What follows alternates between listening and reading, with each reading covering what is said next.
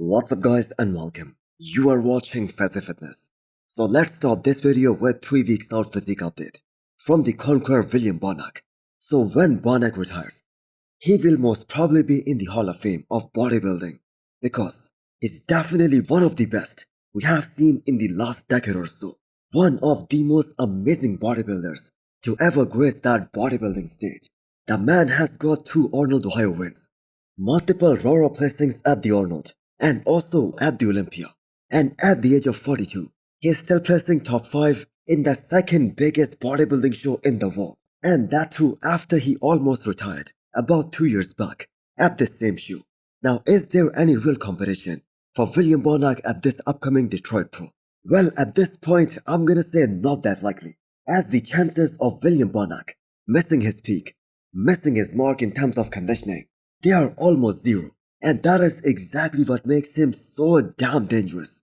And there are zero chances of him now hanging up the posing trunks, especially now when he has all these great chances of winning multiple shows this year and also collect all those big paychecks, as the guy right now is top 7 bodybuilder in the world from the past Miss Olympia last year, and he just solidified his placings at the Arnold this year by placing top 5. Now if I'm not mistaken, William Bonac is most probably going for this upcoming Pittsburgh Pro as well, and there is a high likelihood that he's gonna be doing Dubai Pro as well.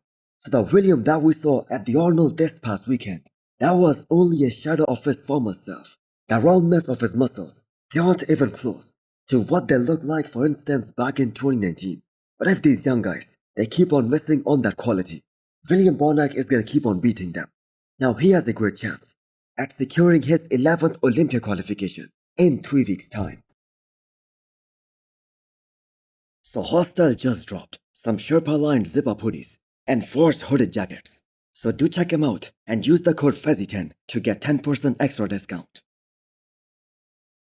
The complete posing video of Collosus Ken, who is probably the most exciting physiques to look forward to at this upcoming New York Pro, because that is gonna be his pro debut in the men's open. That is now out. And all I can say is that the man isn't messing around. That is some serious size right there, as per the modern men's open bodybuilding standards.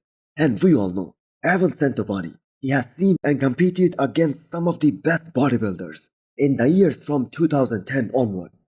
And that also includes some legends like Phil Heath, Dexter Jackson, and the assessment of Evan Santobani about Ken, that is enough to fire you up for his pro debut. So Collosus Ken had one solid year of getting bigger after winning his pro card, and he totally changed his physique. So all that is left to see is that whether he comes in shredded for this upcoming New York Pro or not. Now it is very hard to predict what his ceiling is gonna be, as he hasn't stood next to any pros as of right now. But looking at this update, it is pretty much clear that no one is gonna outmuscle this guy. So looking at his physique, from the time he turned pro, he had that good V-taper, very small waistline, and that is looking even more awesome right now for 10 weeks out, although the man has doubled in size since that time. So last year, Gurvito probably had the most anticipation as a young guy who was gonna make his pro debut, and the man lived up to the hype. So this year, it's the turn of Collosus Ken.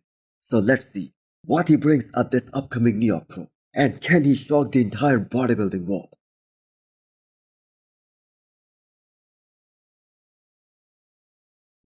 Next up, we have the physique update from Niall Darwen. Now, it is very much likely that we are looking at the future of classic physique division. Last year, he made his Olympia debut, and he was 11th in the world in his first try. And the man is still getting bigger, growing into this division. And the kind of proportions that this guy has, and the way he compared against a guy like Ramon Dino in that post-Olympia show. Sky is the limit for this man. So there is this very cool video of him and Terence Ruffin posing together from this past Arnold weekend, and Terence being a top guy in classic physique, he also rates him very high, and rightfully so. The height along with that shoulder width, and that combined with his big sweeping quads, and that super tiny waistline, that makes him so dangerous, and he is probably that guy with the smallest waistline in the classic physique division at the moment.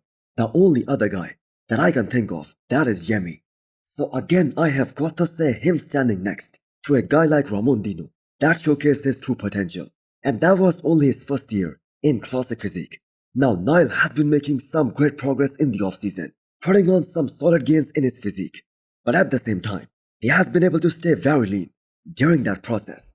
Now he fully fits that criteria of being quote-unquote very classic. And I believe the man is definitely moving up from that 11th place at the Olympia this year. In fact, him and that Brazilian guy, Matheus Menegate, they are the two most exciting talents to look forward to at the Olympia this year. Next up, we have a 10 weeks out physique update from Carlos Deoliveira.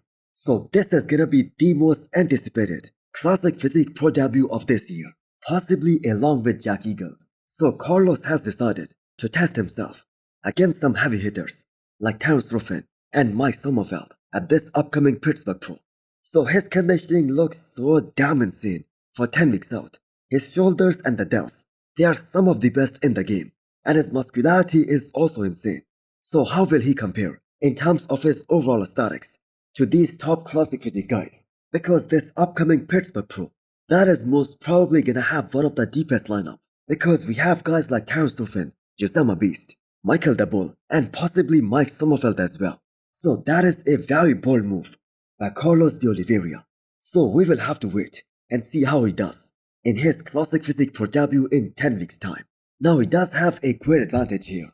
Coming from the men's physique category into the classic physique, he has that sharp-ass looking midsection, very well deep developed abs.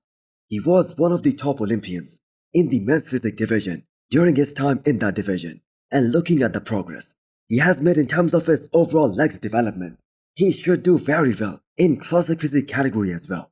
Now if not in Pittsburgh Pro, then in some other shows after that show, he will have a chance to qualify for the Olympia this year. So can this guy be the next big thing in classic physique division coming out of Brazil? Maybe he can, because he had the tools to place top 5 at the Olympia in the men's physique. But placing top 5 in classic, that is a whole different ball game. So where do you guys see him in classic physique division this year? Last but not least, let's take a look at the physique update posted by Sergio Oliva Jr. on the road to the first ever FIBO Germany show, and also his comeback show since 2023. So the caption doesn't say when these pictures were taken, but looking at them, I have to admit, Sergio's claim that he's about to bring the best looking legs on the stage of his entire career, that is most probably gonna be true.